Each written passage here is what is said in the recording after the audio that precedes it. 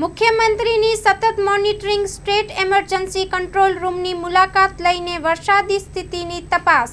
સુરેન્દ્રનગર તારીખ 28 જુલાઈ. ગુજરાતમાં મોસમ વિભાગની આગાહી પ્રમાણે ભારે વરસાદી માહોલ વચ્ચે રાજ્યના મુખ્યમંત્રી ભૂપેન્દ્ર પટેલ આજે સવારે અચાનક સ્ટેટ ઇમરજન્સી કંટ્રોલ રૂમ પહોંચ્યા હતા અને વિવિધ જિલ્લાઓમાં વરસાદને કારણે ઊભી થયેલી પરિસ્થિતિઓની જાતે માહિતી મેળવી. મુખ્યમંત્રીએ સુરેન્દ્રનગર, પાટણ, અરવલ્લી, અમદાવાદ, મહેસાણા, બનાસકાંઠા, સાબરકાંઠા અને ખેડા જિલ્લાના કલેક્ટરો સાથે ટેલિફોનિક પર વાતચીત કરી તાલુકા અને ગામડાઓમાં થતા વરસાદના પ્રમાણ અને અસર અંગે વિગતો મેળવતા અધિકારીઓને તાકીદ કરી કે તેઓ એલર્ટ મોડ પર રહીને સમગ્ર સ્થિતિ પર સતત નજર રાખે. તેમણે સ્પષ્ટ આદેશ આપ્યો કે વહીવટી તંત્રએ સ્ટેટ એમરજન્સી ઓપરેશન સેન્ટર સાથે સતત સંપર્કમાં રહીને માહિતી આપવી જોઈએ અને લોકોની સુરક્ષા માટે તાત્કાલિક પગલાં લેવાની તૈયારી રાખવી જોઈએ.